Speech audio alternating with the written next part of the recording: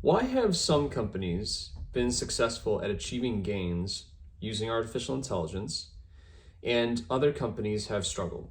Well, there's a subtle difference, and it's a very meaningful one. And it really goes back to the end in mind. What do I mean by that? Well, what I mean by that is that you don't really have a AI strategy or a data strategy or a digital strategy. What you have is a business strategy. What you have is a mission of your organization that you intend to execute and implement within the world.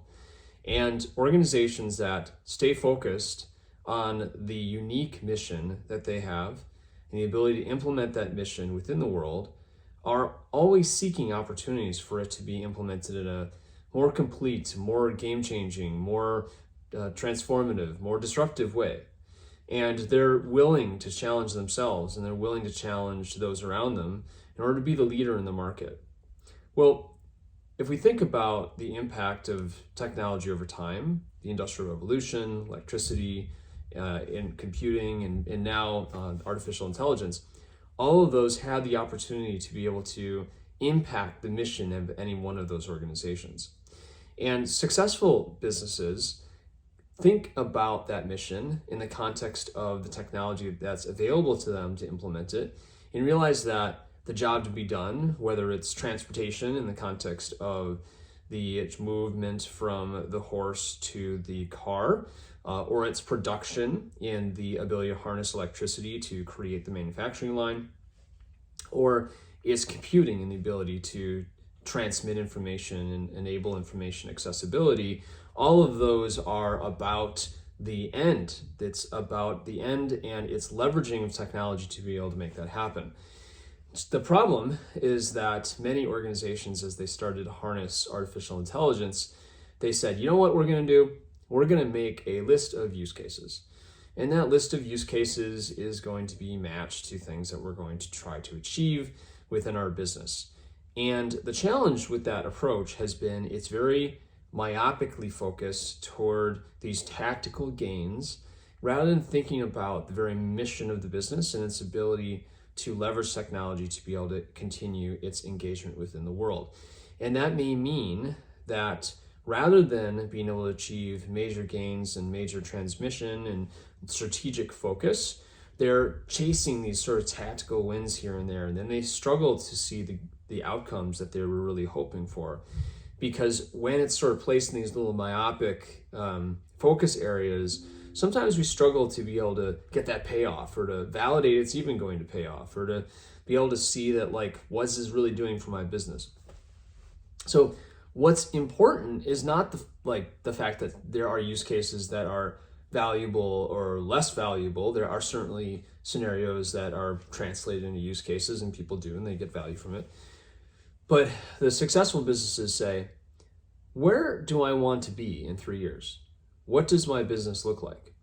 How do I translate that into a real strategy? So if I were to say, I want 50% of all work performed in my organization to be performed by digital workers in 3 years. That sounds like almost a crazy or a big type of approach, right? It's like, wow, like that's a big leap, right? From what I'm doing now, which is probably 0% of my work being performed by digital workers. But as I start to think about that, it puts me on a path to then say, well, what needs to be true for that to happen? Does it need a technology jump? Does it need a opportunity for me to articulate those areas of the business that I can go chase doing that? Does it mean that I need to enable skilling and transmission of what one person knows to know what another person knows?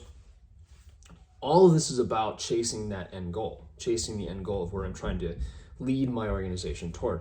It might also mean that I'm trying to disrupt the market. Maybe I have a goal of being 25% more efficient in my ability to deliver goods and services to my customers, to be much more cost competitive. Why? Because I know that a startup trying to do the same thing will be much more successful because they have less of this baggage that they're pulling around. But I'm chasing that end goal. I'm not just chasing these sort of incremental wins, which are valuable, but I'm chasing something that sets a mission for my organization. So when I think about the companies that have been successful and those that have been less successful, and I have encountered many of them, The ones that have been successful are the ones that said, here is my long-term strategy. AI or not, right? This is my long-term strategy. And here's how technology is going to influence that strategy and being able to implement goods within the world. And the alternative for that is that I just sort of continue on doing what I'm doing, and then AI becomes a sort of side job, side project, thing that kind of influences what I'm doing, but doesn't really change what I'm doing.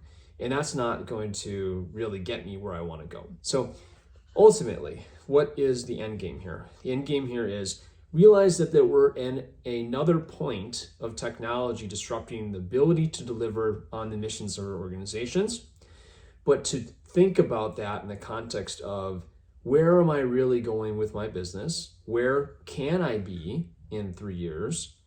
Where can I leverage technology to be able to make that true? How do I experiment to be able to validate that I'm on the right path?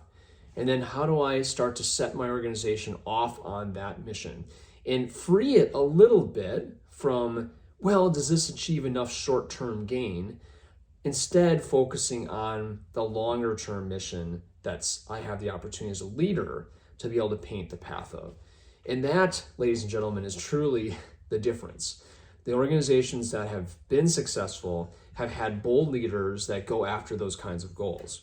And they're willing to take risks, and they're willing to fail. They're willing to learn from failure, and they see failure as actually an opportunity to be able to take a next step.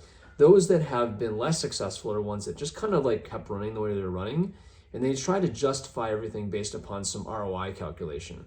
And that initial ROI calculation has struggled, or they've been successful in certain areas, but it's just moved so slowly because it's been built within this machine around how they justified everything else that they were doing, and they considered it an AI strategy rather than truly being about the mission of the organization. So when someone asks you, is this AI stuff worth chasing? You might say, well, it depends. Let's talk about where our business is going in the next 3 years and how we apply technology to make that true. In that case, you'll probably find that AI is part of the conversation, but it's also really about seeking where you intend your organization to be and what the mission looks like in the context of the upcoming future and your ability to execute on that future. Thank you, and we'll chat some more next time.